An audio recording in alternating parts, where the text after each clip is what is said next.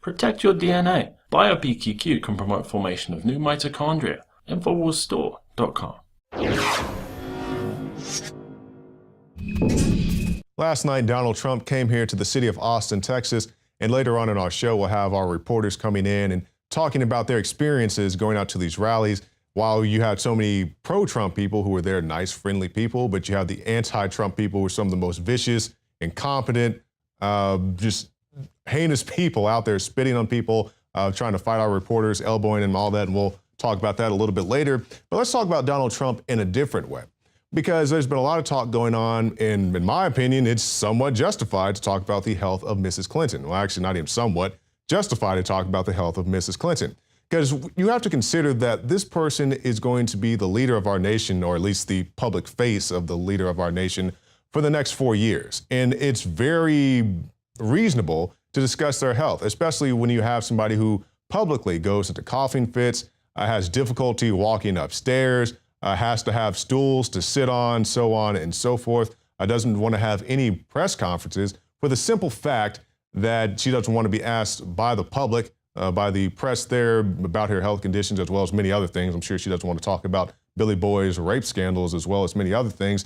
But while it's a rancid right-wing conspiracy, there's that word, which they can use against us, but if we use it, then you're just a crazy conspiracy theorist. But there's a right-wing conspiracy against Hillary Clinton when you talk about her health. But according to CNN, it's good and fine to talk about the health of one Donald Trump. Now, once again, if you're in the public eye, especially for a high-profile position like that, your health is going to come into question. I understand that. But it's a conspiracy theory to talk about Clinton's health, but it's perfectly fine and rational to talk about the health of one Donald Trump. And CNN brought out Sanjay Gupta. Is that how you say the guy's name? I'm not trying to be disrespectful. But yeah, so this is the double standard that I've been talking about for weeks and I guess months now concerning Trump's campaign. And you guys know how I feel about Trump, but I also play it straight down the middle. If you're going to do one thing about Trump, you have to do the same thing with Clinton. Just like people want to say Trump's anti-woman. You know, he called Megyn Kelly a bimbo or whatever it is that he said. Okay, let's take that at face value.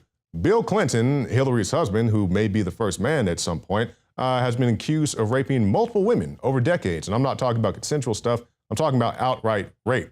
So you can talk about Trump's calling somebody a bimbo, but if you want to talk about Billy Boy and his escapades, then you're just completely out of line and you don't want to see a woman in the White House. Now, another thing going on with Trump is his taxes, or lack thereof, the public revelation of his taxes. Normally, by now, for your political contenders, you do have some type of document that you can see of what they've been doing with their tax money.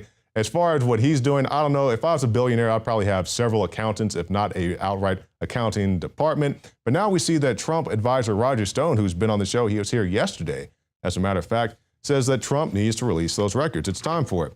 And he said, yes, I think he should release his tax returns immediately, Stone said in an interview first reported by BuzzFeed.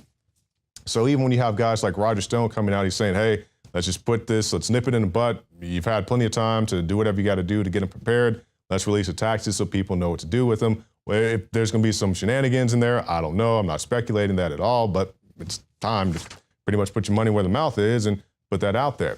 Now, someone who's been putting their foot in their mouth quite a lot is Mrs. Clinton, because she says these goofy things. She goes on talk shows, hey, I like to hang out with black people and eat hot sauce. But it's not just all of that. Now she's throwing guys like Colin Powell under the bus for telling her to use a private email server. And let's take that at face value. Let's say this conversation actually took place. There are many people saying it didn't, but for right now, let's just say this conversation did take place.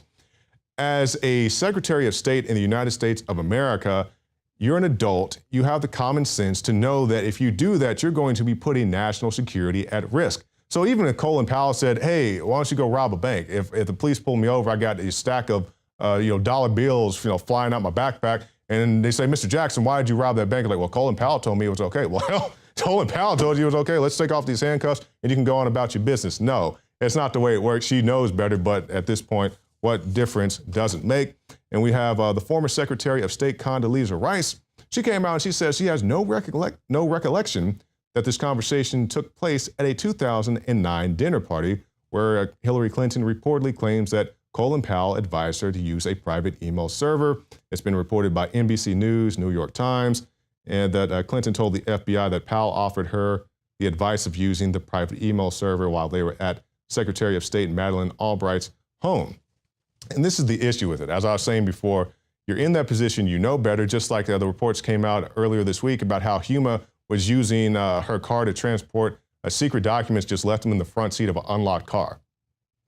You don't see any problem with that. And these are the people that are supposedly or potentially going to be running our country in the next few months. Is this really what you want to happen? Yeah, I mean, you can throw plenty of mud at any of the candidates, anybody across the board, even going back to last year when you had a full deck of candidates. But when you have these egregious violations of privacy, violations of responsibility, and not just with the emails, but with Benghazi or the lies talking about she gets shot up by sniper fire, and on and on and on. Of course, the shenanigans of Billy Boy and all that stuff.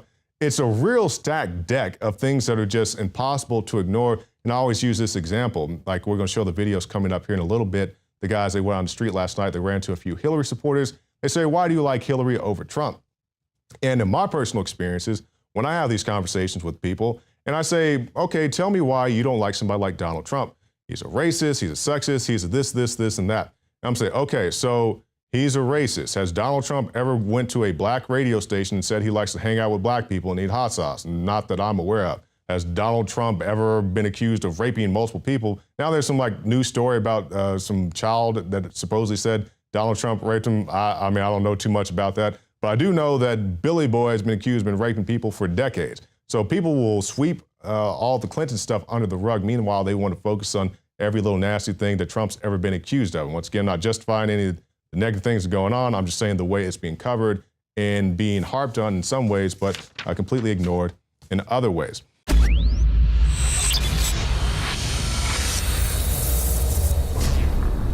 Thousands of years ago, there was a basic form of chivalry. Our ancestors would hear the drums of war, giving the warriors of the tribe a chance to organize and prepare a defense.